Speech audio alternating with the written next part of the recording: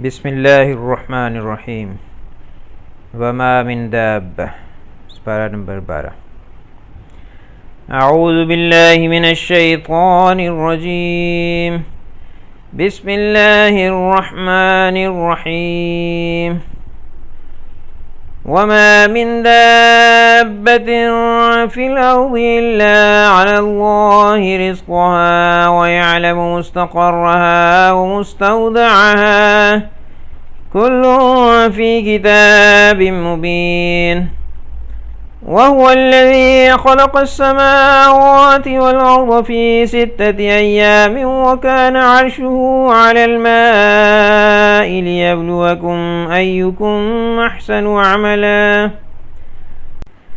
ولئن قلت إنكم مبعوثون من بعد الموت ليقولن الذين كفروا إن هذا إلا سحر مبين ولئن أخرنا عنه العذاب إلى أمة معدودة ليقولن ما يحبسه ألا يوم يأتيهم ليس مصروفا عنهم وحاق بهم ما كانوا به يستهزئون ولئن أذقنا الإنسان منا رحمة ثم نزعنا منه إنه ليئوس كفور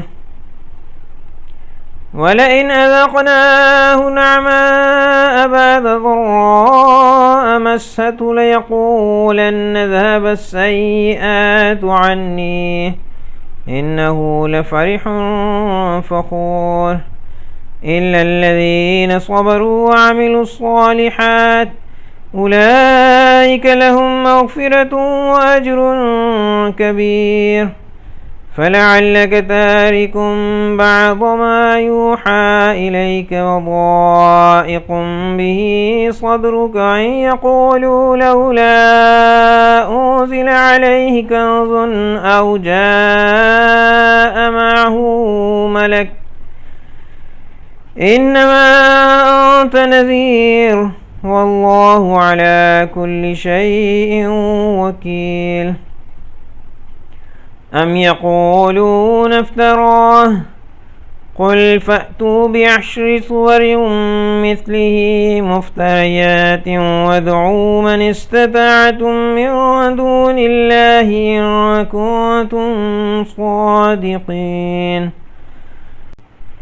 فإن لم يستجيبوا لكم فاعلموا أنما أنزل بعلم الله وأن لا إله إلا هو فهل أنتم مسلمون من كان يريد الحياة الدنيا وزينتها نوف إليهم أعمالهم فيها وهم فيها لا يبخسون أولئك الذين ليس لهم في الآخرة إلا النار وحبط ما صنعوا فيها وباطل ما كانوا يعملون أفمن كان على بينة من ربه ويتلوه شاهد منه ومن قبله كتاب موسى إماما ورحمة أولئك يؤمنون به ومن يكفر به من الأحزاب فالنار موعده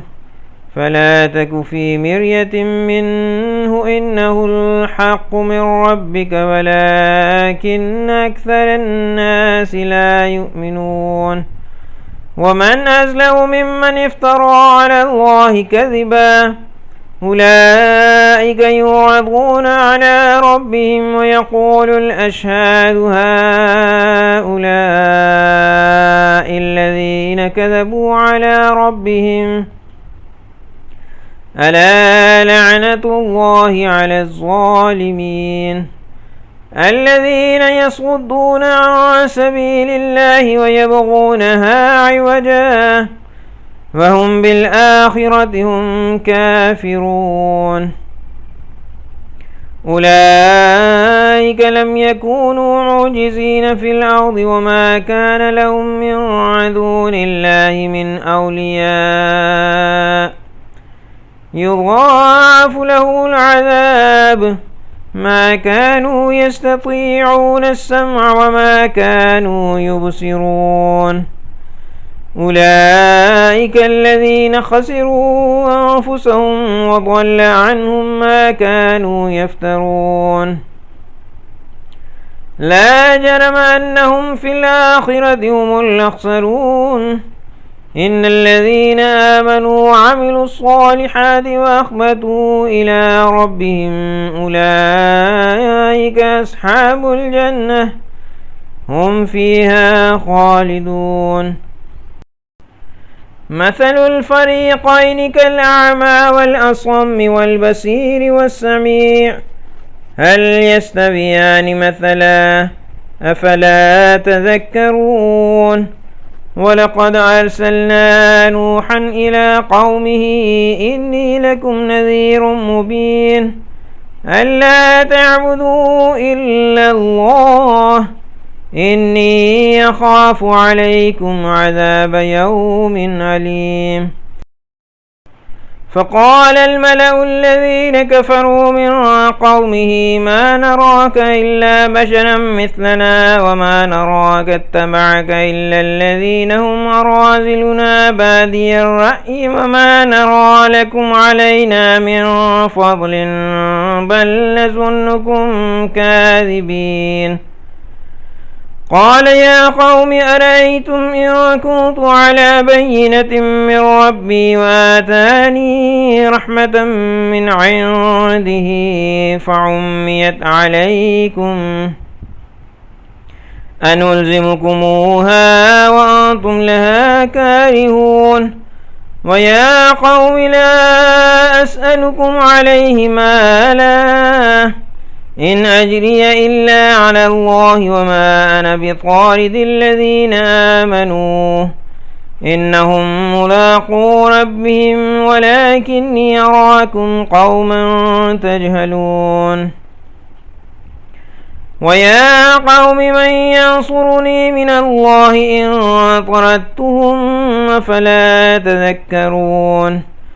ولا أقول لكم عندي خزائن الله ولا أعلم الغيب ولا أقول إني ملك ولا أقول للذين تزدري أعينكم لن يؤتيهم الله خيرا الله أعلم بما أنفسهم إني إذا لمن الظالمين. قالوا يا نوح قد جادلتنا فأكثرت جدالنا فأتنا بما تعدنا إن كنت من الصادقين. قال إنما يأتيكم به الله إن شاء وما أنتم بمعجزين. ولا ينفعكم نصحي إن أردت أن أنصح لكم إن كان الله يريد أن يغويكم هو ربكم وإليه ترجعون.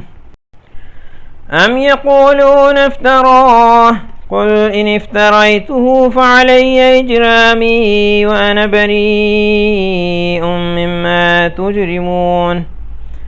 وأوحي إلى نوح أنه لن يؤمن من قومك إلا من قد آمن فلا تبتئس بما كانوا يفعلون.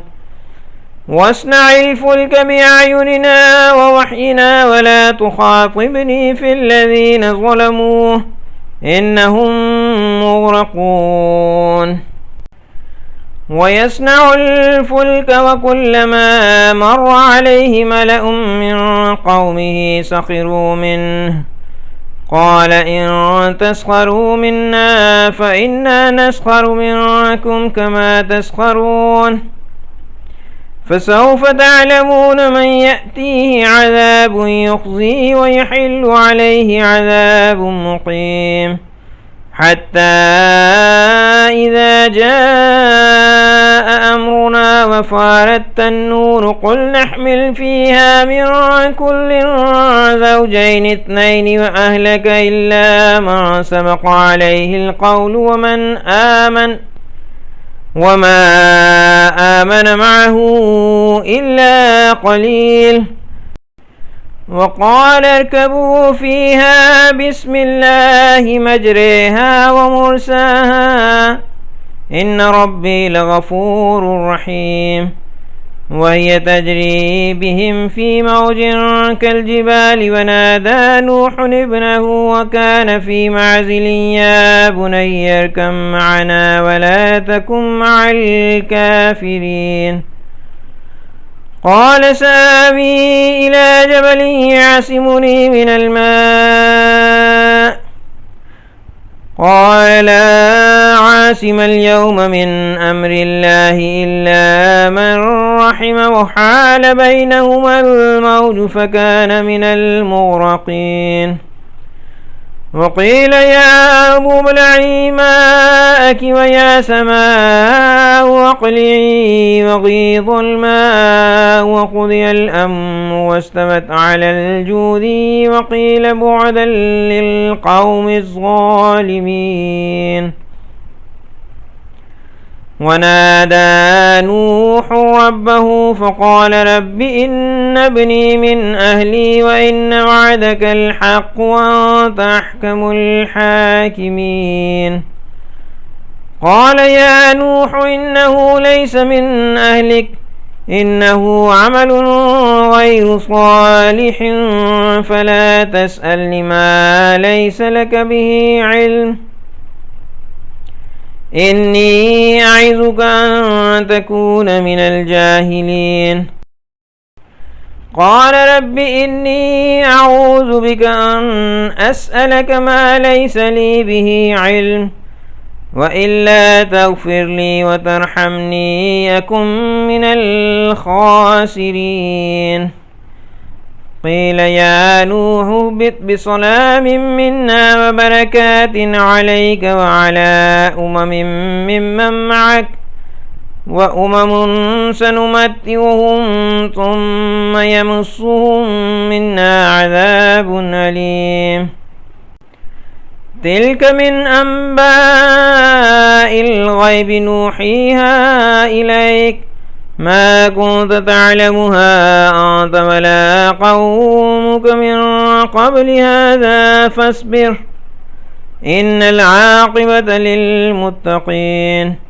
وإلى عاد أخاهم هودا قال يا قوم اعبدوا الله ما لكم من إله غيره إن أنتم إلا مفترون.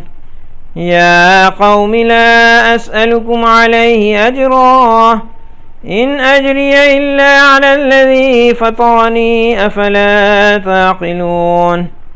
ويا قوم استغفروا ربكم ثم توبوا إليه يرسل السماء عليكم مدرارا ويزدكم قوة إلى قوتكم ولا تتولوا مجرمين. قالوا يا هود ما جئتنا ببينة وما نحن بتاركي آلهتنا عن قولك وما نحن لك بمؤمنين إن نقول إلا اعتراك بعض آلهتنا بسوء قال إني أشهد الله واشهدوا أني بريء مما تشركون من دونه فكيدوني جميعا ثم لا تنظرون إني توكلت على الله ربي وربكم ما من دابة إلا هو آخذ بناصيتها إن ربي على صراط مستقيم. فإن تولوا فقد أبلغتكم ما أرسلت به إليكم ويستخلف ربي قوما غيركم ولا تضرونه شيئا إن ربي على كل شيء حفيظ. ولما جاء أمرنا نجينا هودا والذين آمنوا معه برحمة منا ونجيناهم من عذاب غليظ. وتلك عاد وجحدوا بآيات ربهم وعصوا رسله واتبعوا أمر كل جبار عنيد. وأتبعوا في هذه الدنيا لعنة ويوم القيامة ألا إن عادا كفروا ربهم ألا بعدا لعاد قوم هود.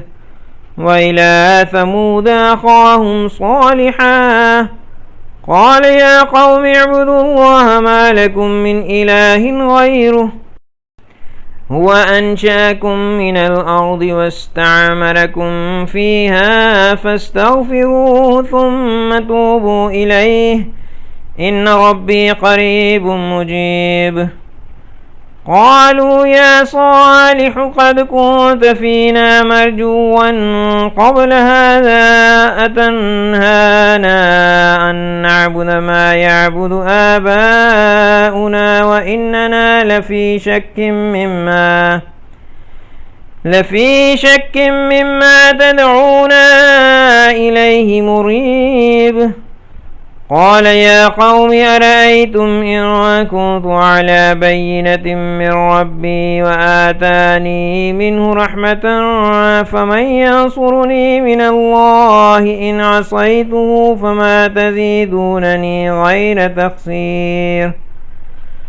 ويا قوم هذه ناقة الله لكم آية فذروها تأكل في أرض الله ولا تمسوها بسوء فيأخذكم عذاب قريب.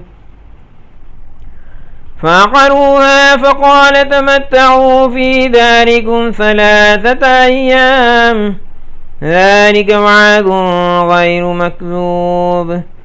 فلما جاء أمرنا نجينا صالحا والذين آمنوا معه برحمة منا ومن خزي يومئذ إن ربك هو القوي العزيز.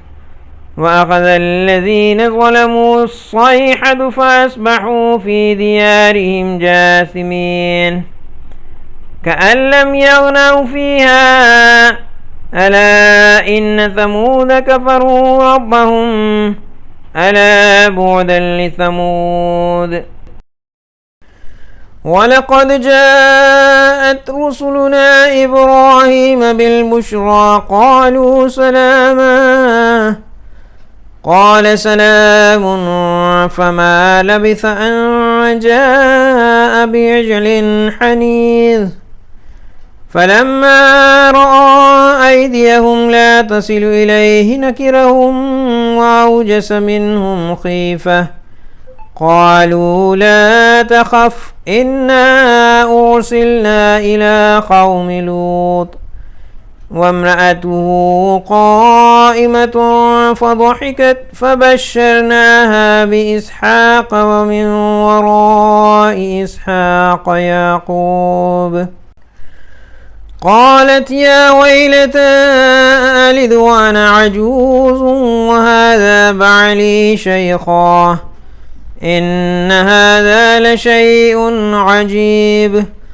قالوا أتعجبين من أمر الله رحمة الله وبركاته عليكم أهل البيت إنه حميد مجيد.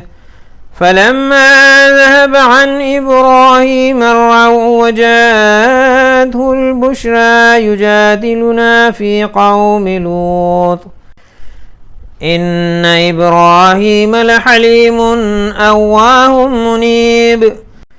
يا إبراهيم أعرض عن هذا إنه قد جاء أمر ربك وإنهم آتيهم عذاب غير مردود ولما جاءت رسلنا لوطا سيء بهم وضاق بهم ذرعا وقال هذا يوم عصيب وجاءه قومه يهرعون إليه ومن قبل كانوا يعملون السيئات قال يا قوم هؤلاء بناتي هن أطهر لكم فاتقوا الله ولا تخزوني في ضيفي أليس منكم رجل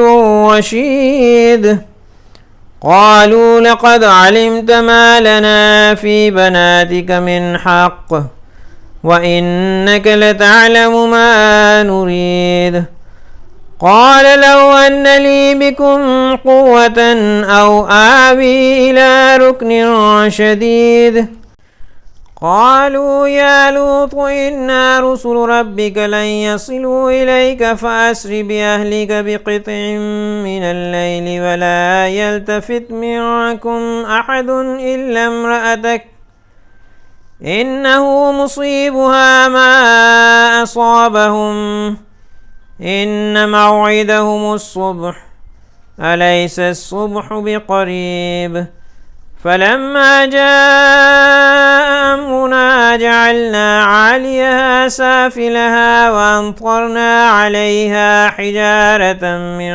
سجيل منضود مسومة عند ربك وما هي من الظالمين ببعيد وإلى مدين أخاهم شعيبا قال يا قوم اعبدوا الله ما لكم من إله غيره ولا تنقصوا المكيال والميزان إني أراكم بخير وإني أخاف عليكم عذاب يوم محيط ويا قوم أوفوا المكيال والميزان بالقسط ولا تبخسوا الناس أشياءهم ولا تعثوا في الأرض مفسدين بقية الله خير لكم إن كنتم مؤمنين وما أنا عليكم بحفيظ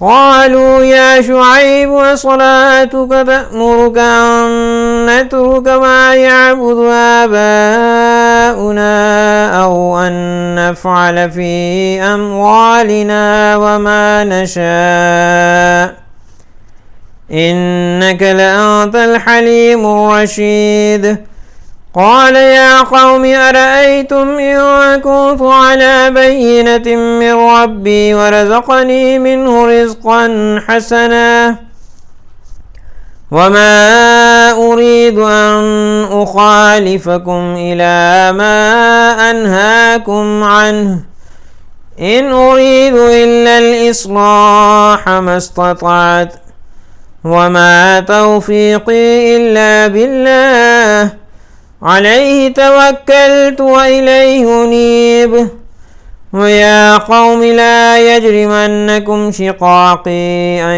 يصيبكم مثل ما أصاب قوم نوح أو قوم هود أو قوم صالح وما قوم لوط منكم ببعيد واستغفروا ربكم ثم توبوا إليه إن ربي رحيم ودود قالوا يا شعيب ما نفقه كثيرا مما تقول وإنا لنراك فينا ضعيفا ولولا رهطك لرجمناك وما أنت علينا بعزيز قال يا قوم أرهطي أعز عليكم من الله واتخذتموه وراءكم ظهريا إن ربي بما تعملون محيط ويا قوم اعملوا على مكانتكم إني عامل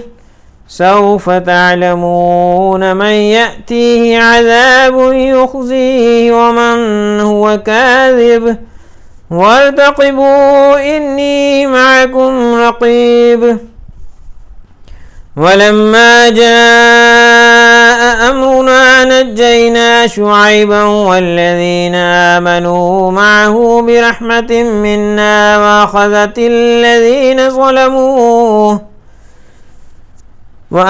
الذين ظلموا الصيحة فأصبحوا في ديارهم جاثمين كأن لم يغنوا فيها ألا بعدا لمدين كما بعدت ثمود. ولقد أرسلنا موسى بآياتنا وسلطان مبين إلى فرعون وملئه فاتبعوا أمر فرعون وما أمر فرعون برشيد يقدم قومه يوم القيامة فأوردهم النار وبئس الورد المورود. وأتبعوا في هذه لعنة ويوم القيامة بئس الرفد المرفود. ذلك من أنباء القرى نقصه عليك منها قائم وحصيد. وما ظلمناهم ولكن ظلموا أنفسهم فما أغنت عنهم آلهتهم التي يدعون من دون الله من شيء لما جاء أمر ربك وما زادوهم غير تتبيب. وكذلك أخذ ربك إذا أخذ القرى وهي ظالمة إن أخذه أليم شديد. إن في ذلك لآية لمن خاف عذاب الآخرة ذلك يوم مجموع له الناس وذلك يوم مشهود وما نؤخره إلا لأجل معدود. يوم يأتي لا تكلم نفس إلا بإذنه فمنهم شقي وسعيد. فأما الذين شقوا ففي النار لهم فيها زفير وشهيق خالدين فيها ما دامت السماوات والأرض إلا ما شاء ربك إن ربك فعال لما يريد. وأما الذين سعدوا ففي الجنة خالدين فيها ما دامت السماوات والأرض إلا ما شاء ربك عطاء غير مجزوز. فلا تك في مرية مما يعبد هؤلاء ما يعبدون إلا كما يعبد آباؤهم من قبل وإنا لموفوهم نصيبهم غير منقوص. ولقد آتينا موسى الكتاب فاختلف فيه ولولا كلمة سبقت من ربك لقضي بينهم وإنهم لفي شك منه مريب. وإن كلا لما ليوفينهم ربك أعمالهم إنه بما يعملون خبير. فاستقم كما أمرت ومن تاب معك ولا تطغوا إنه بما تعملون بصير. ولا تركنوا إلى الذين ظلموا فتمسكم النار وما لكم من دون الله من أولياء ثم لا تنصرون. وأقم الصلاة طرفي النهار وزلفا من الليل إن الحسنات يذهبن السيئات ذلك ذكرى للذاكرين واصبر فإن الله لا يضيع أجر المحسنين فلولا كان من القرون من قبلكم أولو بقية ينهون عن الفساد في الأرض إلا قليلا ممن أنجينا منهم واتبع الذين ظلموا ما أترفوا فيه وكانوا مجرمين وما كان ربك ليهلك القرى بظلم وأهلها مصلحون ولو شاء ربك لجعل الناس أمة واحدة ولا يزالون مختلفين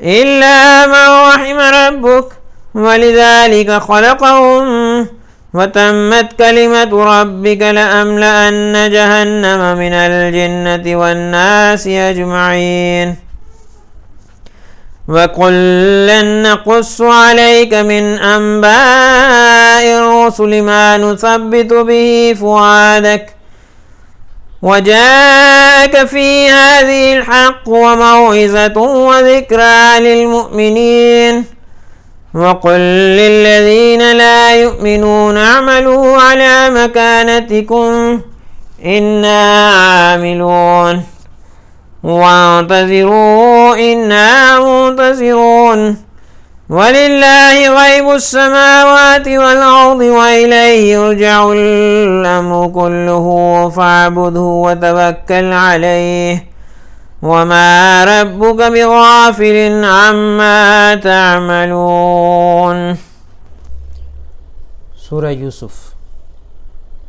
بسم الله الرحمن الرحيم. ألف لام را تلك آيات الكتاب المبين إنا أنزلناه قرآنا عربيا لعلكم تعقلون نحن نقص عليك أحسن القصص بما أوحينا إليك هذا القرآن وإن كنت من قبله لمن الغافلين إذ قال يوسف لأبيه يا أبت إني رأيت 11 كوكبا والشمس والقمر رأيتهم لي ساجدين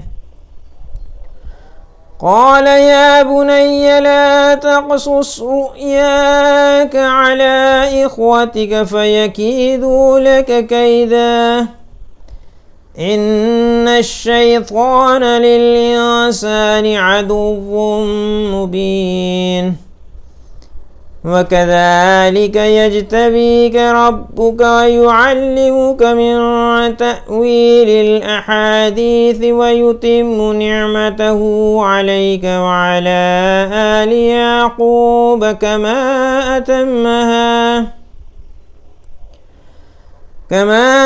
أتمها على أبويك من قبل إبراهيم وإسحاق إن ربك عليم حكيم لقد كان في يوسف وإخوته آيات للسائلين إذ قالوا ليوسف وأخوه أحب إلى أبينا منا ونحن عصبة إن أبانا لفي ضلال مبين اقتلوا يوسف أو اطرحوه أرضا يخل لكم وجه أبيكم وتكونوا من بعده قوما صالحين قال قائل منهم لا تقتلوا يوسف وألقوه في غيابة الجب يلتقطه بعض السيارة إن كنتم فاعلين. قالوا يا أبانا ما لك لا تأمنا على يوسف وإنا له لناصحون أرسله معنا غدا يرتع ويلعب وإنا له لحافظون.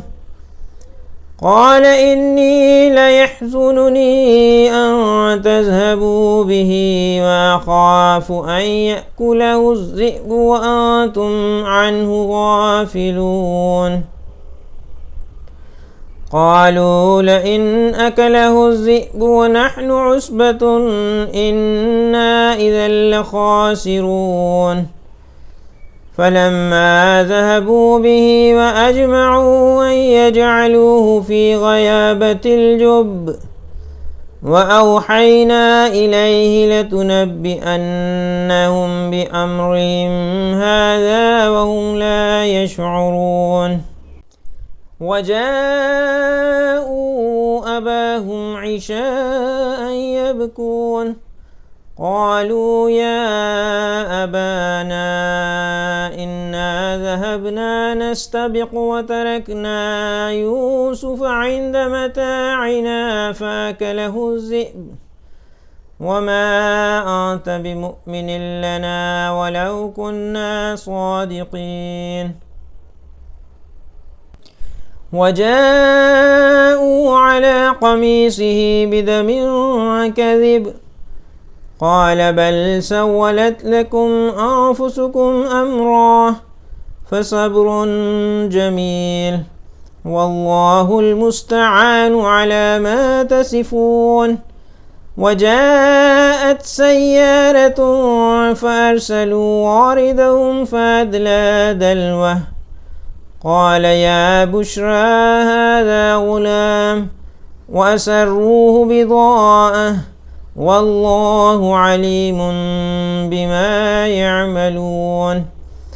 وشروه بثمن بخس دراهم معدودة وكانوا فيه من الزاهدين.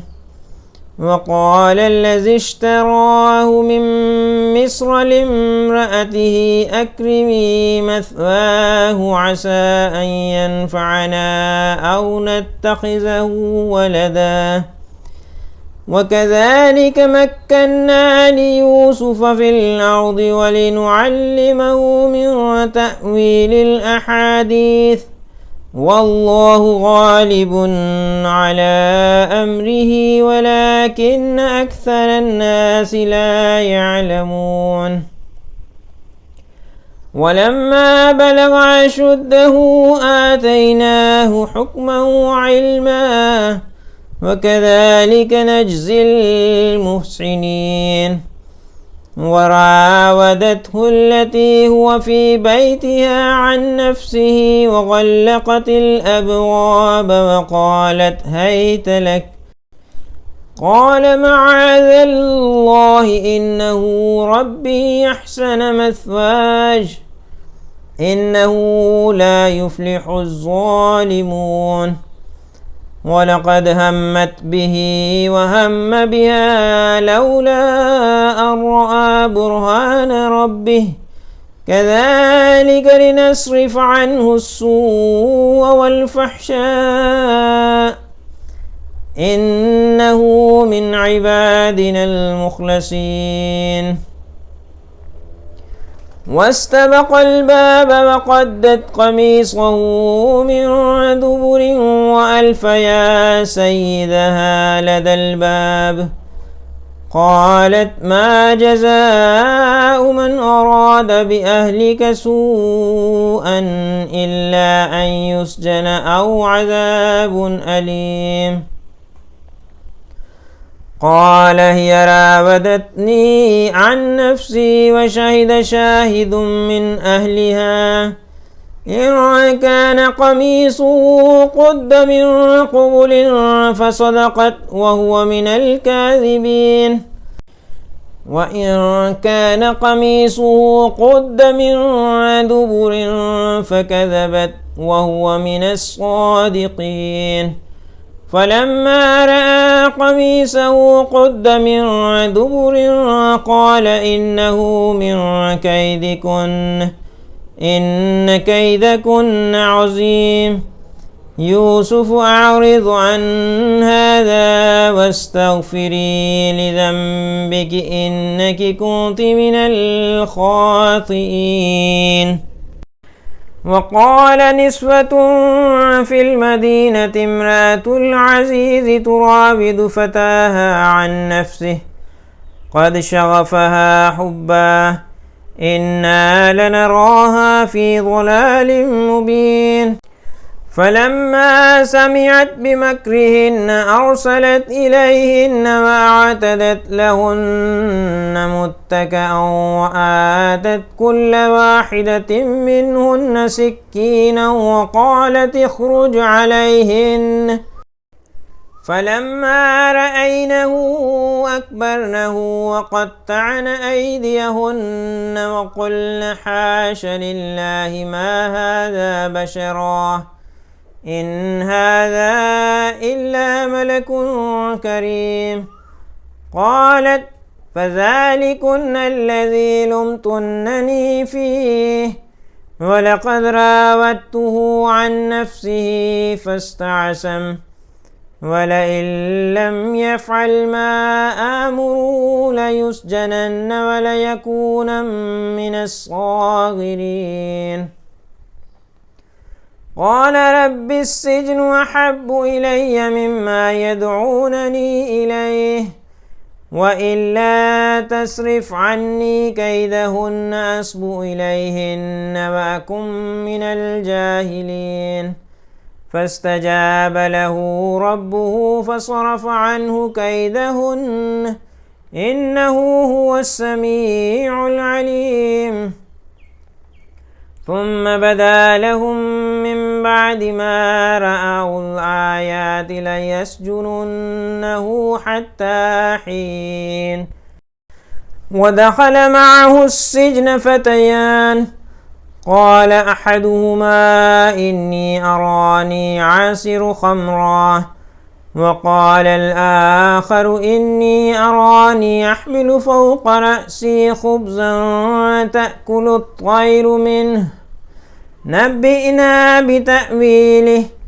إنا نراك من المحسنين قال لا يأتيكما طعام ترزقانه إلا نبأتكما بتأويله قبل أن يأتيكما ذلكما مما علمني ربي إني تركت ملة قوم لا يؤمنون بالله وهم بالآخرة هم كافرون واتبعت ملة آبائي إبراهيم وإسحاق ويعقوب ما كان لنا أن نشرك بالله من شيء ذلك من فضل الله علينا وعلى الناس ولكن أكثر الناس لا يشكرون يا صاحبي السجن أرباب متفرقون خير أم الله الواحد القهار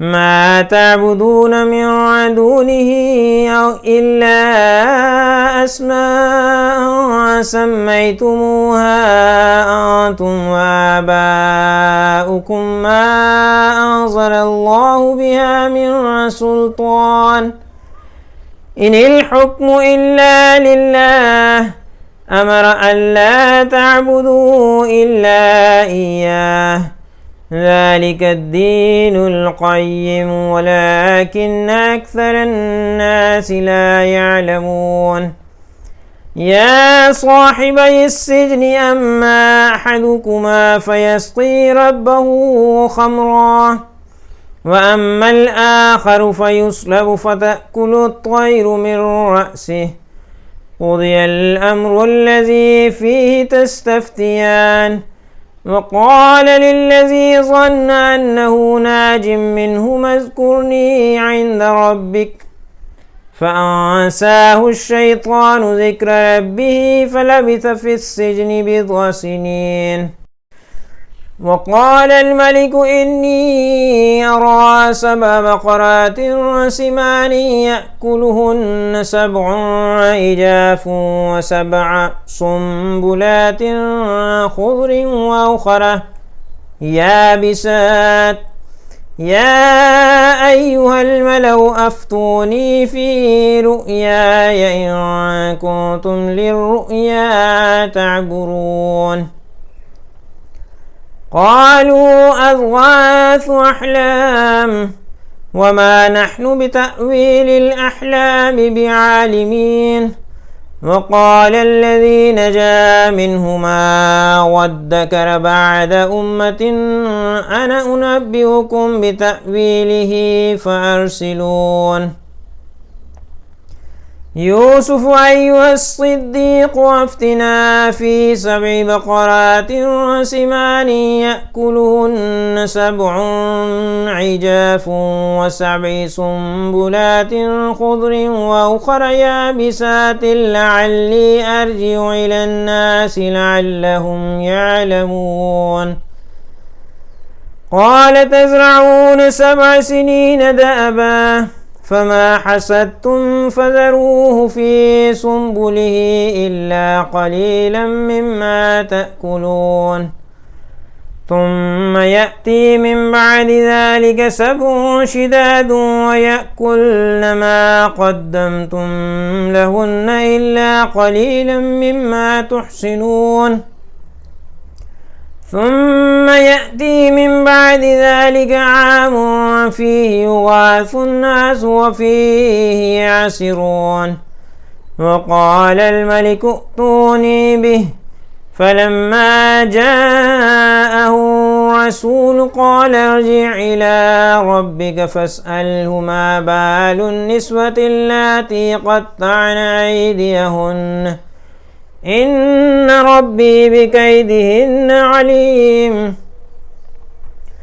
قال ما خطبكن إذ راوتن يوسف عن نفسه قلن حاش لله ما علمنا عليه من سوء.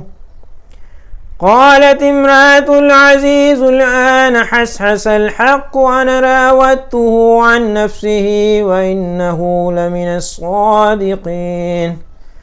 ذلك ليعلم أني لم أخنه بالغيب وأن الله لا يهدي كيد الخائنين.